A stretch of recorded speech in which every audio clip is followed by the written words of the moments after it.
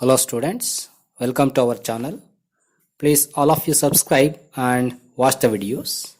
In the last class, we discussed about the two essays. So that is the two parts of the essay, the Dead Earth Worldview and What Nature Teaches. Okay, so that is in the third part of the lesson.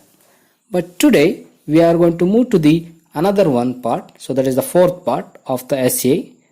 Everything I need to know I learned in the forest. So in this essay, so we want to discuss in this class. So that is the poetry of the forest. Look at that, the poetry of the forest. Okay. The Earth University is inspired by Rabindranath Tagore, India's national poet and a Nobel Prize laureate. Look at that. So before I will explain this one, so this paragraph, okay, or this part is very important for your examination purpose. Okay, so definitely they want to ask a question. Okay, so that is the for 4 marks or 6 marks. So that is about poetry or about the essay of Rabindranath Tagore. So that is TAPOVAN. Okay, so here I will come to the lesson. So the Earth University is inspired. Inspired means, so it is going to get the inspiration, ಸ್ಫೂರ್ತಿ ಪ್ರೇರಣೆ ಅಂತಕ್ಕಂಥದ್ದು ಯಾವುದರಿಂದ? So that is the earth university. Who is the founder of earth university? So here, so Vandana Shiva. The Earth University is inspired. She is going to get the inspiration. Okay, so that is by Rabindranath Tagore, India's national poet. He is the national poet. He wrote our national anthem. Okay, and a Nobel Prize laureate. In 1913, he got the Nobel Prize at first for literature. Okay, so in the Asia continent. That is the first Nobel Prize for literature. Okay, so who got that one? Rabindranath Tagore in 1913. And Tagore started a learning center in Shantiniketan in West Bengal, in India, as a forest school, both to take inspiration from nature and to create an Indian cultural renaissance. Look at there. Okay, so Tagore started a learning center in Shantiniketan. So where did he start learning center? So that is in Shantiniketan in West Bengal, India. ಇಂಡಿಯಾದಲ್ಲಿ ಟಾಗೋರ್ ಏನು ಮಾಡ್ತಾರೆ, ಒಂದು ಶಾಂತಿನಿಕೇತನ್ ಅಂತಕ್ಕಂಥ ಒಂದು ಇದನ್ನ start ಮಾಡ್ತಾ ಹೋಗ್ತಾರೆ. Okay, so that is a learning centre. So that is in West Bengal, Pashchima Bangala ಅಂತಕ್ಕಂಥದ್ದು. And then, so that is in India. As a forest school, look at there. So that is the learning center. So that is as a forest school. ಕಾಡಿನಲ್ಲಿ ಹೇಗೆ ಕಲಿತೇವೆ ಅಂತಕ್ಕಂಥದ್ದು, ಮರದ ಕೆಳಗೆ ಕೂತ್ಕೊಂಡು ಕಲಿತಕ್ಕಂಥದ್ದು. Okay, so there is a lesson in 8th standard, a day in ashram. You will go and see that one. You will go and read that one. Okay, so you can understand how is the forest school. As I'll come to here, as a forest school, both to take inspiration from, so ಇಲ್ಲಿ ಎರಡೂ ಸಹ ಅಂತಕ್ಕಂಥದ್ದು, both to take inspiration from nature. Which one? So that is the Earth University as well as Shantiniketan. Okay, so to take inspiration, ಸ್ಫೂರ್ತಿಯನ್ನು ತೆಗೆದುಕೊಂಡಿದ್ದಾವೆ ಯಾವುದರಿಂದ? So that is from the nature. And to create an Indian cultural renaissance. Renaissance means ಪುನರುಜ್ಜೀವನ ಅಂತಕ್ಕಂಥದ್ದು, recycling. So that is the Indian cultural renaissance. ಭಾರತದಲ್ಲಿರ್ತಕ್ಕಂಥ ಒಂದು ಕಲೆ ಮತ್ತು ಸಾಹಿತ್ಯದ ಒಂದು ಪುನರುಜ್ಜೀವನವನ್ನ ಇಲ್ಲಿ ಏನ್ ಮಾಡ್ತಾ ಇದಾವೆ, ಅವು ಸ್ಟಾರ್ಟ್ ಮಾಡ್ತಾ ಇದಾವೆ ಅಂತಕ್ಕಂಥದ್ದು. Okay, so that is the earth university and Shantiniketan. The school became a university in 1921.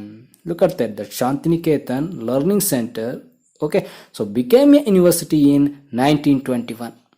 1921 ಏನಾಗುತ್ತೆ, ಸೊ ಅದು ಯೂನಿವರ್ಸಿಟಿಯಾಗಿ ಕನ್ವರ್ಟ್ ಆಗ್ತಾ ಹೋಗುತ್ತೆ. So that is the Shantiniketan in West Bengal. Look at that, growing into one of India's most famous centers of learning. So that is the most famous centers of learning. So that is the India's most famous centers of learning. ಅಂದ್ರೆ so ಒಂದು ಕಲಿಕೆ ಮಾಡ್ತಕ್ಕಂಥದ್ರಲ್ಲಿ so ಅತ್ಯಂತ ಹೆಚ್ಚಿನದಾಗಿರ್ತಕ್ಕಂಥ ಪ್ರಾಮುಖ್ಯತೆಯನ್ನು ಪಡ್ಕೊಂಡಿರ್ತಕ್ಕಂಥ ಒಂದು university ಆಗಿರುತ್ತೆ. Today, just as in Tagore's time, we need to turn to nature and the forest for lessons in freedom. Look at that. Today, it means at present. Just as in Tagore's time. What we are going to do? So that is in the Earth University we are going to learn the different courses. Okay, so that is our democracy. Okay, so that's why we are going to use today just as in ಹೇಗೆ ಟಾಗೋರ್ಸ್ ಟೈಮ್ನಲ್ಲಿ ಶಾಂತಿನಿಕೇತನಲ್ಲಿ ಟೀಚರ್ನ ಮಾಡ್ತಾ ಇರೋ so ಅದೇ ರೀತಿಯಾಗಿ ಇಲ್ಲಿ ಅಂತಕ್ಕಂಥದ್ದು ನಾವಿಲ್ಲಿ ತಗೊಳ್ತಾ ಹೋಗ್ತೀವಿ. Okay, just as in Tagore's time we need to turn to nature and the forest for lessons in freedom. So ಅದ್ರ ಮುಖಾಂತರ ನೋಡಿ ಯಾವ ರೀತಿಯಾಗಿ ಶಾಂತಿನಿಕೇತನದಲ್ಲಿ ಕಲ್ತ್ಕೊಳ್ತಾ ಇದ್ರೋ ಅದೇ ರೀತಿಯಾಗಿ we need to turn, we are to turn to that side. Okay, to turn to nature and the forest. ನಾವೇನು ಮಾಡಬೇಕು, ನಮ್ಮ ಗಮನವನ್ನು ಒಂದು ಪ್ರಕೃತಿಯ ಕಡೆಗೆ, ಪರಿಸರದ ಕಡೆಗೆ ನೀಡಬೇಕು ಅಂತಕ್ಕಂಥದ್ದು. ಮತ್ತು ನಮ್ಮ ಫಾರೆಸ್ಟ್ ಕಡೆಗೆ ಏನು ಮಾಡಬೇಕು, ನಮ್ಮ ಗಮನವನ್ನು ಹರಿಸಬೇಕು. So that is for lessons in freedom. ಹಲವಾರು ಪಾಠಗಳನ್ನ ನಾವು ಕಲ್ತ್ಕೊಬೋದು ನೇಚರಿಂದ, ಫಾರೆಸ್ಟಿಂದ ಅಂತಕ್ಕಂಥದ್ದು. Okay, so if you want to learn in the forest or in the good nature, definitely we want to learn lot of things. Okay, so that's why. And then his essay TAPOVAN. So here the TAPOVAN means forest of purity. What is the meaning of TAPOVAN? Forest of purity. Who is the writer of TAPOVAN? Who is the writer of forest of purity? So he is Rabindranath Tagore. Understood? So in his essay, so here they are to ask one question for 4 marks or 6 marks. Okay, yes. So in his essay TAPOVAN, Forest of Purity, Tagore writes, look at that, Tagore writes like this. Okay, so that is Indian civilization has been distinctive in locating its source of regeneration, material and intellectual, in the forest, not in the city. See here, Indian civilization ಅಂದರೆ ಒಂದು ಭಾರತದ ನಾಗರಿಕತೆ ಅಂತಕ್ಕಂಥದ್ದು has been distinctive. So here the distinctive means it means the varieties, ಅಂದರೆ ವಿಶಿಷ್ಟವಾಗಿರ್ತಕ್ಕಂಥದ್ದು, ವೈಶಿಷ್ಟ್ಯಪೂರ್ಣತೆಯಿಂದ ಕೂಡಿರ್ತಕ್ಕಂಥದ್ದು. Okay, so that is has been distinctive in locating its source of regeneration. It is going to locate. Okay, ಅಂದರೆ locate ಅಂದ್ರಲ್ಲಿ ಸ್ಥಾಪನೆಯನ್ನು ಮಾಡ್ತಕ್ಕಂಥದ್ದು, location ಅಂತ ಕರಿತೀವಿ ನಾವು. Okay, so that is the locating its source. Look at that. Source means, so there is a root, ಅಂದರೆ ಒಂದು ಬೇರು ಅಂತಕ್ಕಂಥ, ಅಂದರೆ ಒಂದು ಮೂಲ ಅಂತಕ್ಕಂಥ ನಾವಿಲ್ಲಿ ತಗೊಬೋದು. Its source. Okay, Indian civilization source of regeneration. So here the regeneration means the reproduction, ಅಂದರೆ ಪುನಶ್ಚೇತನವನ್ನುಗೊಳಿಸ್ತಕ್ಕಂಥದ್ದು. And then material and intellectual in the forest, not in the city. Look at this one. Indian civilization has been distinctive, ವೈಶಿಷ್ಟ್ಯಪೂರ್ಣತೆಯಿಂದ ಕೂಡಿರುತ್ತೆ. In locating its source of regeneration, material. Look at that, material ಅಂದ್ರೆ ಇಲ್ಲಿ ಒಂದು ವಾಸ್ತವಿಕವಾಗಿ ಅಥವಾ ಭೌತಿಕವಾಗಿ ಅಂತಕ್ಕಂಥದ್ದನ್ನ ತಗೊಬೋದು. Okay, and then intellectual means ಬೌದ್ಧಿಕವಾಗಿ. ಇಲ್ಲಿ ಭೌತಿಕ ಅಂತ ಬಂದಾಗ ಸೊ ದಟ್ ಇಸ್ ವಾಸ್ತವಿಕ ಅಂತ ತಗೊಬೋದು. ಇಂಟೆಲೆಕ್ಚುಯಲ್ ಅಂತ ಬಂದಾಗ ಬೌದ್ಧಿಕ ಅಂತ ಹೇಳಿ ತಗೊಬೇಕಾಗುತ್ತೆ. Okay, so material and intellectual, so that is in the forest, not in the city. It means we are not going to observe anything in the city, but we are to get all those things. So there is regeneration, material and intellectual, so that is in the city. That is in the forest, not in the city. And then India's best ideas have come where man was in communion with trees and rivers and lakes, away from the crowds. Look at this line. India's best ideas. Okay, so ಅಂದರೆ ನಮಗೆ ಹಲವಾರು ಯೋಜನೆಗಳು ಅಂತಕ್ಕಂಥದ್ದು, ಐಡಿಯಾಗಳೇನಾಗುತ್ತೆ ಬರ್ತಾ ಹೋಗುತ್ತೆ. So that is the ಅಂದರೆ ಉದಾತ್ತ ಚಿಂತನೆಗಳು ಅಂತ ನಾವಿಲ್ಲಿ ಕರಿಬೋದು. ಓಕೆ, ಸೊ ಅಂದ್ರೆ ಭಾರತದ ಒಂದು ಉದಾತ್ತ ಚಿಂತನೆಗಳು have come where man was in communion. Communion means ಅಂದರೆ ಒಂದು ಅನುಸಂಧಾನ, ಸಂಯೋಗ ಅಂತಕ್ಕಂಥ ನಾವು ತಗೊಳ್ತಾ ಹೋಗ್ಬೋದು ಇಲ್ಲಿ. ಓಕೆ, ಸೊ ವೇರ್ ಅಂದರೆ ಎಲ್ಲಿ ಒಬ್ಬ ಮಾನವ ಅಂತಕ್ಕಂಥವ್ನು, man was in communion with trees. Look at there, ಅಲ್ಲಿ ಸಂಯೋಗವನ್ನು ಮಾಡಬೇಕಂತಕ್ಕಂಥ ಸಂಧಾನವನ್ನು ಒಳಗೊಂಡಿರಬೇಕು ಅಂತಕ್ಕಂಥದ್ದು. ಯಾರ ಜೊತೆನಲ್ಲಿ? Man was in communion with trees, ಮರಗಳ ಜೊತೆನಲ್ಲಿ. And rivers and lakes, away from the crowds. It means we are going to communion with the trees. This is important for 1 mark.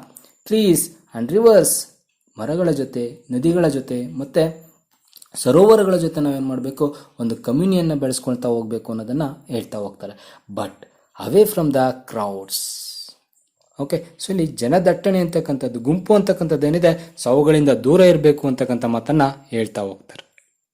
Have understood?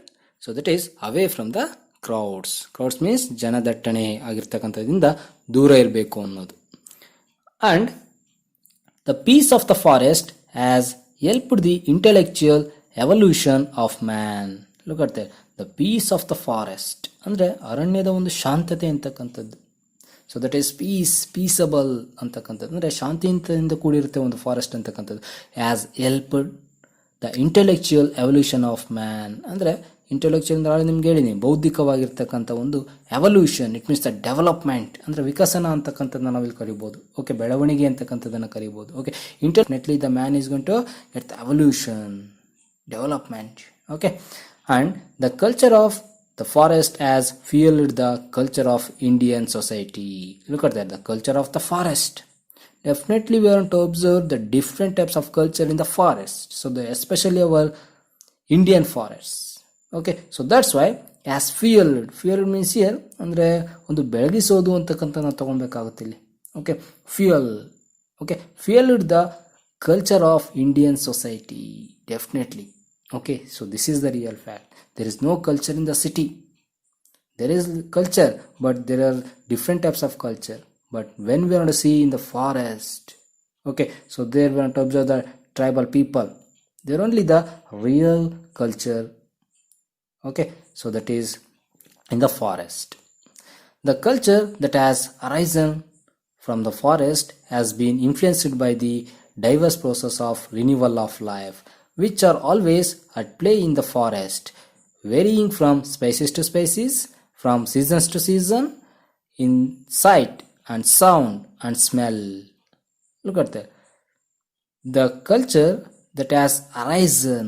Arisen means not horizon. Horizon ಅಂದರೆ ಮೂಡ್ತಕ್ಕಂಥದ್ದು. Okay, so ಅಂದರೆ ಉದಯಿಸ್ತಕ್ಕಂಥದ್ದು, ಎಲ್ಲಿದೆ ಅಂತಕ್ಕಂಥದ್ದು, ಎಲ್ಲಿಂದ ಬೆಳವಣಿಗೆಯನ್ನು ಪಡೀತು ಅಂತಕ್ಕಂಥದ್ದು. So that is from the forest has been influenced. Okay, so ಒಂದು ಫಾರೆಸ್ಟಿಂದ ಏನಾಗುತ್ತೆ, ಇನ್ಫ್ಲೂಯೆನ್ಸ್ಡ್ ಅನ್ನು ಪಡಿತಾ ಹೋಗುತ್ತೆ. Has been influenced by the diverse process of renewal of life. So the diverse means okay, diversity ಅಂತ ಬಂತು ಅಂದರೆ ಸೊ ವೈವಿಧ್ಯತೆಯ ಒಂದು ಬೆಳವಣಿಗೆಗಳು, process of renewal of life. Renewal, okay, regeneration ಅಂತ ಬಂತು, ಪುನಶ್ಚೇತನ ಅಂತ ಬಂತು. ಇಲ್ಲಿ ರಿನ್ಯೂವಲ್ ಅನ್ನು ಮಾಡ್ತಾ ಹೋಗ್ತಾರೆ ಅಂದರೆ so that is the renewal of life.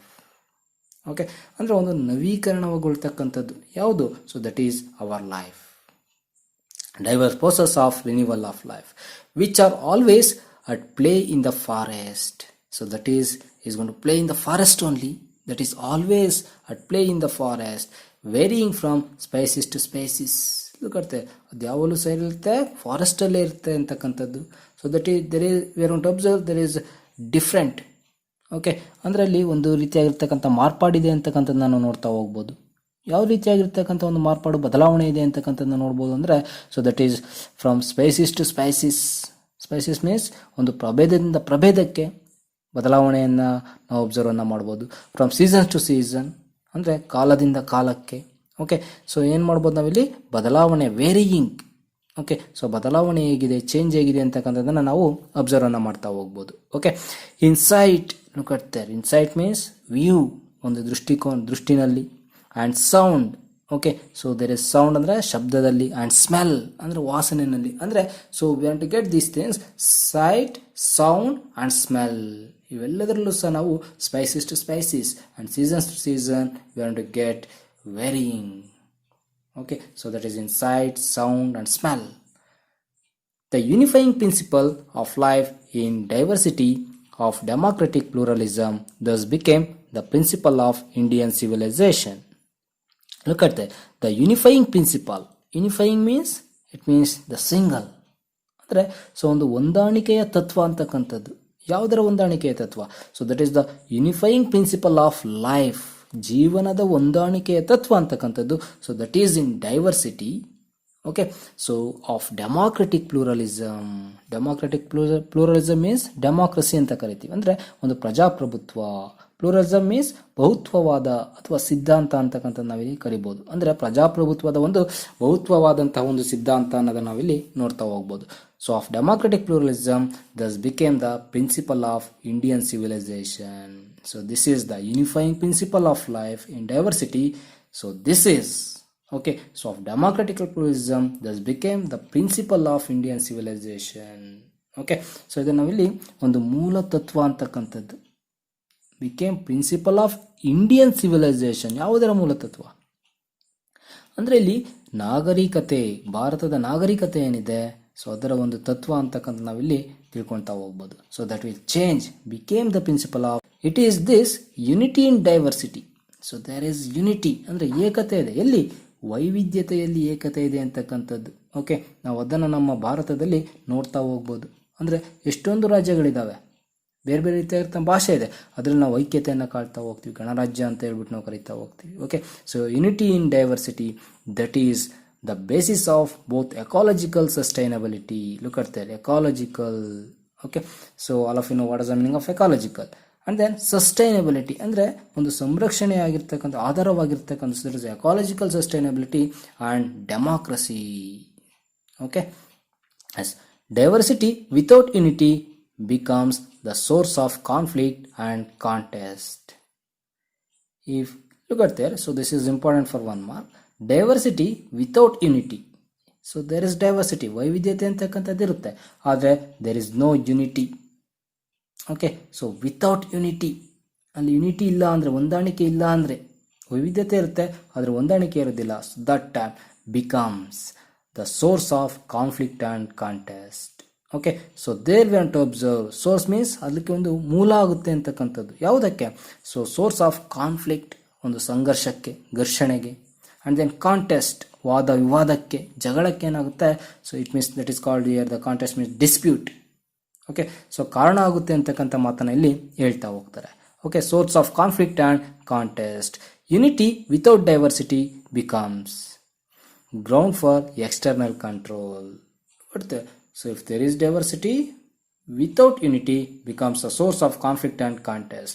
If there is unity without diversity becomes the ground for external control. It means someone is going to control that one. So there is unity but there is no diversity. ಅಲ್ಲಿ ಏಕತೆ ಇದೆ ಆದರೆ ವೈವಿಧ್ಯತೆ ಇಲ್ಲ.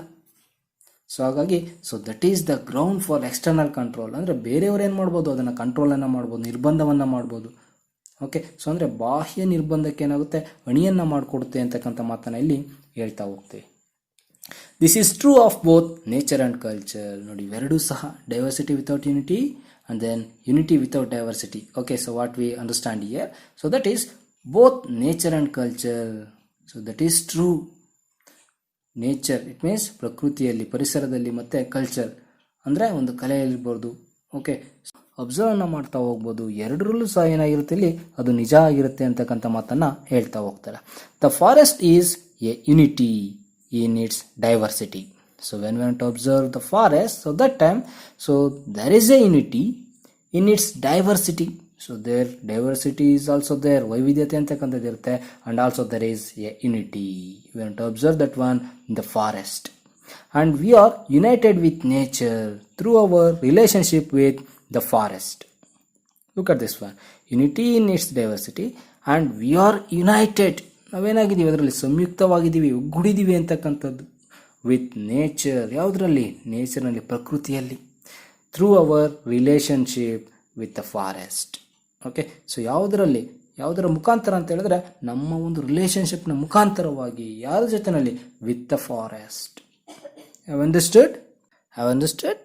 S, we will move to the next paragraph. In Tagore's writing, the forest was not just the source of knowledge and freedom. It was the source of beauty and joy, of art and aesthetics, of harmony and perfection. Look at that.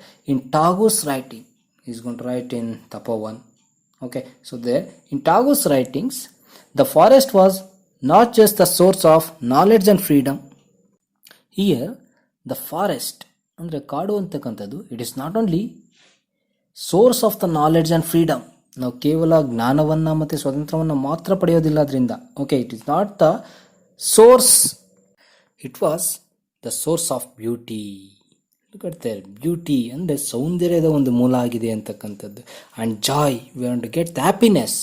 Okay, so that is in the forest. Okay, and of art, art ಅಂದರೆ ಒಂದು ಕಲೆ ಅಂತಕ್ಕಂಥದ್ದು.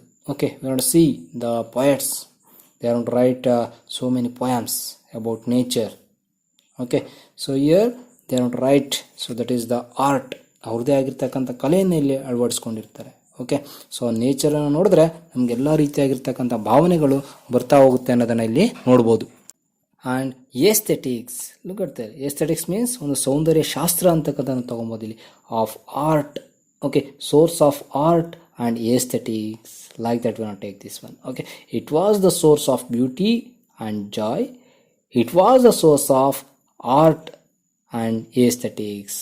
And then it was the source of harmony and protection. So here harmony means, so that is ಸಾಮರಸ್ಯ ಅಂತಕ್ಕಂಥದ್ದು. Okay, so that is harmony with the nature ಅಂತ ನಾವು ನೋಡ್ದು. Okay, so of harmony and perfection. So here perfection means, so ಅಂದರೆ ಒಂದು ಪರಿಪೂರ್ಣತೆ ಅಂತಕ್ಕಂಥದ್ದು ನಾವಿಲ್ಲಿ ನೋಡ್ತಾ ಹೋಗ್ಬೋದು. Okay, yes, it symbolized, so it means here the forest, okay, symbolized the universe. The forest one symbolized the universe. The forest teaches us union and compassion. ನಾವಿಲ್ಲಿ forest ಯಾವ ರೀತಿ ತೊಗೊಬೋದು ಅಂದರೆ, ಯಾವುದನ್ನು ಸಂಕೇತಿಸುತ್ತೆ ಫಾರೆಸ್ಟ್ ಅಂತ ಹೇಳಿದ್ರೆ, so that is the universe. ಅಂದರೆ ಒಂದು ಪ್ರಪಂಚವನ್ನು ಏನು ಮಾಡುತ್ತೆ, ಅದು ಸಿಂಬಲೈಸ್ಡನ್ನು ಮಾಡ್ತಾ ಹೋಗುತ್ತೆ, ಸಂಕೇತವನ್ನು ಮಾಡ್ತಾ ಹೋಗುತ್ತೆ.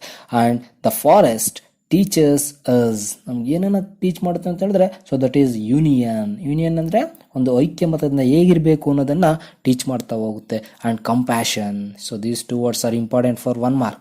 ಓಕೆ, ಸೊ ಹಿಯರ್ ಅಂದರೆ compassion means, so that is a humanness, ಸಹಾನುಭೂತಿ, ಅನುಕಂಪ ಅಂತಕ್ಕಂಥದ್ದು, ಕೈಂಡ್ನೆಸ್, ಹೇಗಿರಬೇಕು ಅನ್ನೋದನ್ನ ಇಲ್ಲಿ ಹೇಳ್ಕೊಡ್ತಾ ಹೋಗುತ್ತೆ. I have understood. ಎಸ್ಟ್, and the forest also teaches us ಎನಫ್ನೆಸ್.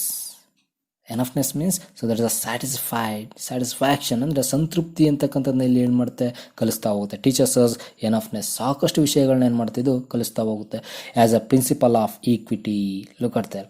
The principle of equity. Equity means ನ್ಯಾಯ, ನೀತಿ, ಧರ್ಮ ಅಂತಕ್ಕಂಥದ್ದನ್ನು ನಮಗೆ ಟೀಚ್ ಮಾಡ್ತಾ ಹೋಗುತ್ತೆ.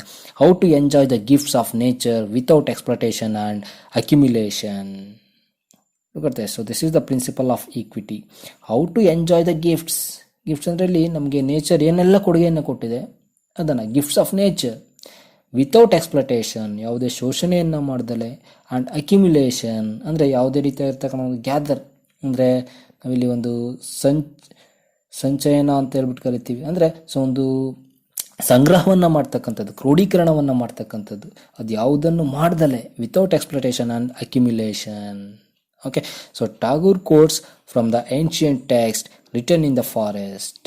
Okay, so here is going to quote, so that is from the ancient text, ಅಂದರೆ ಒಂದು ಪುರಾತನವಾಗಿರ್ತಕ್ಕಂಥ ಕೆಲವೊಂದು ಲೈನ್ಗಳಿಂದ ಏನು ಮಾಡ್ತಾ ಇದ್ದಾನೆ, ಹೇಳ್ತಾ ಇದ್ದಾನೆ. So written in the forest. No all that moves in this moving world as enveloped by God. Look at there. No, all that moves. No, all that moves ಅಂದರೆ ಯಾವುದೋ ಚಲಿಸ್ತಾ ಇದೆ ಅಂತಕ್ಕಂಥದ್ದು. ಇನ್ ದಿಸ್ ಮೂವಿಂಗ್ ವರ್ಲ್ಡ್, ಬರ್ತಾರೆ ಈ ಒಂದು move ಆಗ್ತಾ ಇರ್ತಕ್ಕಂಥ ಪ್ರಪಂಚದಲ್ಲಿ ಎಲ್ಲವೂ ಸಹ ಏನಾಗ್ತಾ ಇದೆ, ಮೂವ್ ಆಗ್ತಾ ಇದೆ. Okay, as enveloped by God. Enveloped means here covered, ಅಂದರೆ ಆವರಿಸ್ಕೊಳ್ತಕ್ಕಂಥದ್ದು ಅಥವಾ ಮುತ್ಕೊಳ್ತಕ್ಕಂಥದ್ದು ಅನ್ನೋದನ್ನು ನಾವಿಲ್ಲಿ ನೋಡ್ಬೋದು. So as covered, it means enveloped, okay, by God. And find enjoyment, look at there. So that find enjoyment through renunciation. So a renunciation means, so that is called here, so a sacrifice, ಅಂದರೆ ಒಂದು ಪರಿತ್ಯಾಗ ಅಂತಕ್ಕಂಥದ್ದು. Okay, so ನಾವು ತ್ಯಾಗ ಮಾಡಲಿಲ್ಲ ಅಂದರೆ ನಮ್ಗೆ ಯಾವುದೇ ರೀತಿಯಾಗಿರ್ತಕ್ಕಂಥ ಎಂಜಾಯ್ಮೆಂಟ್ ಸಿಗೋದಿಲ್ಲ. So that's why. And find enjoyment through renunciation. Greed of possession. Possession means ಅಂದರೆ ಒಂದು ಸ್ವಾಧೀನ, ಒಡೆತನವನ್ನು ಮಾಡ್ಕೊಳ್ತಕ್ಕಂಥದ್ದು. ಓಕೆ, ಕೈವಶವನ್ನು ಮಾಡ್ಕೊಳ್ತಕ್ಕಂಥ ಯಾವುದರಿಂದ, so that is the greed of possession. ಅದು ಬೇಕು, ಇದು ಬೇಕು, ಎಲ್ಲವೂ ಬೇಕು ಅಂತಕ್ಕಂಥದ್ದು. Okay, so here when to get the enjoyment through the renunciation, it means the sacrifice, ಪರಿತ್ಯಾಗವನ್ನು ಮಾಡಿಕೊಂಡು ನಾವೇನು ಮಾಡಬೇಕು, ಸಂತೋಷವನ್ನು ಪಡ್ಕೊಬೇಕು. Not through greed of possession. ಅಂದರೆ so greed means here, so that is the most desire ಅಂತಕ್ಕಂಥದ್ದು, ಅಂದರೆ ದುರಾಸೆ ಅಂತಕ್ಕಂಥದ್ದು. Okay, yes. No species in a forest appropriates the share of another species. So here no species, ಯಾವುದೇ ರೀತಿಯಾಗಿರ್ತಕ್ಕಂಥ ಪ್ರಭೇದಗಳಿಲ್ಲ ಎಲ್ಲಿ. So that is in the forest. Appropriates, okay. So ಅಂದರೆ ಇಲ್ಲಿ appropriates the share of another species ಅಂದರೆ ಎಲ್ಲ ಇಲ್ಲಿ ಏನಾಗುತ್ತೆ ಅಂತ ಹೇಳಿದ್ರೆ, so here the no species ಅಂದರೆ ಬೇರೆ ರೀತಿಯಾದಂಥ ಪ್ರಭೇದಗಳು in that forest appropriates. So here the appropriates means take ಅಂದರೆ ಸಮರ್ಪಕವಾಗಿ ಅಂತಕ್ಕಂಥ ನಾವು ತಗೊಂಡು ಸ್ವಂತಕ್ಕೆ ಬಳಸ್ತಕ್ಕಂಥದ್ದು, okay. So the share of another species, ಯಾವ ಸ್ಪೇಸಿಸ್ ಸಹ ಬೇರೆ ಒಂದು ಸ್ಪೇಸ್ನ ಪ್ರಭೇದದ ಒಂದು ಅಥವಾ ವರ್ಗದ ಒಂದು ಶೇರ್ ಏನಿದೆ ಅದನ್ನು ಬಳಸ್ಕೊಳ್ಳೋದಿಲ್ಲ ಅಂತಕ್ಕಂಥದ್ದು ಮಾತನ್ನ ಇಲ್ಲಿ ಹೇಳ್ತಾ ಹೋಗ್ತಾರೆ. No species in a forest appropriates the share of another species. Every species sustains, ಗೊತ್ತಾಗ್ತಾರೆ. ಎವರಿ ಸ್ಪೇಸಿಸ್ ಸಸ್ಟೈನ್ಸ್, ಎಲ್ಲರೂ ಸಹ ಆಧಾರವಾಗಿರುತ್ತೆ, ಬೆಂಬಲವಾಗಿರುತ್ತೆ. Itself in cooperation with others ಅಂದರೆ ಬೇರೆಯ ಒಂದು ವರ್ಗ ಏನಿದೆ, ಸ್ಪೇಸಿಸ್ ಏನಿದೆ, ಎಲ್ಲರ ಒಂದು ಕೋಆಪರೇಷನ್ ಸಹಕಾರದಿಂದ ಏನಾಗುತ್ತೆ, ಸೊ ಎಲ್ಲವೂ ಸಹ ಏನಾಗುತ್ತೆ ಬದುಕ್ತಾ ಇರ್ತವೆ ಅಂತಕ್ಕಂಥ ಮಾತನಲ್ಲಿ ಹೇಳ್ತಾ ಹೋಗ್ತಾರೆ. Every species sustains itself in cooperation with others. So other species also going to give the cooperation to the other species. Have understood? And then the end of consumerism and accumulation is the beginning of the joy of living. Look at that. The end of consumerism and accumulation.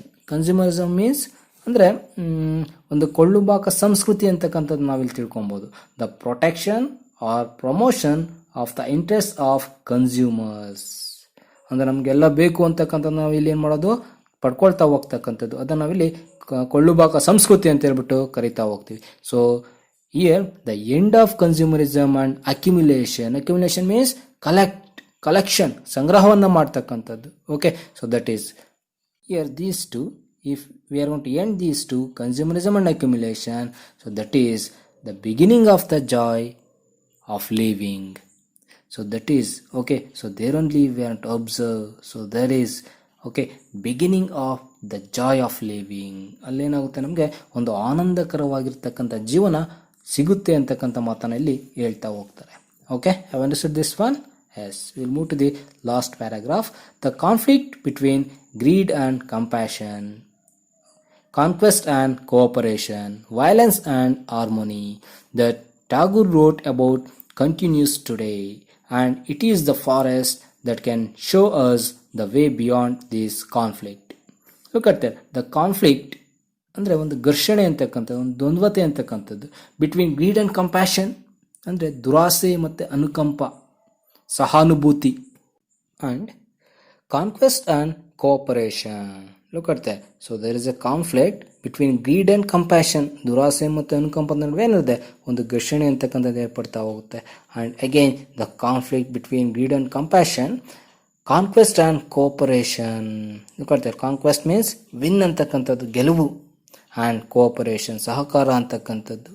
And then violence and harmony. Violence means ಒಂದು ಹಿಂಸೆ ಅಂತಕ್ಕಂಥದ್ದನ್ನ ನೋಡ್ತಾ ಹೋಗ್ತೀವಿ. Harmony means so that is ಸಾಮರಸ್ಯ ಅಂತಕ್ಕಂಥದ್ದನ್ನ ನೋಡ್ತಾ ಹೋಗ್ತೀವಿ. Okay, the Tagore wrote about continues today. So what did he write in his essay? Okay, so in his quotes or in his writings, so that is about conflict between greed and compassion, conquest and cooperation, violence and harmony that Tagore wrote about continues today. Today also we are to observe all those things. Okay, and it is the forest. What is that? So that is the forest that can show us the way beyond this conflict. Okay, so what is the conflict ಅಂದರೆ ಒಂದು ಘರ್ಷಣೆ ಅಂತಕ್ಕಂಥದ್ದು, ಅದನ್ನೆಲ್ಲವನ್ನು ಸಹ ಮೀರಿರ್ತಕ್ಕಂಥ ಒಂದು ದಾರಿಯನ್ನು ಈ ಒಂದು forest ನಮಗೆ ತೋರಿಸ್ತಾ ಹೋಗುತ್ತೆ ಅಂತಕ್ಕಂಥದ್ದನ್ನಲ್ಲಿ ಹೇಳ್ತಾ ಹೋಗ್ತಾರೆ. Okay, have understood? Please all of you subscribe, don't forget. Okay, thank you.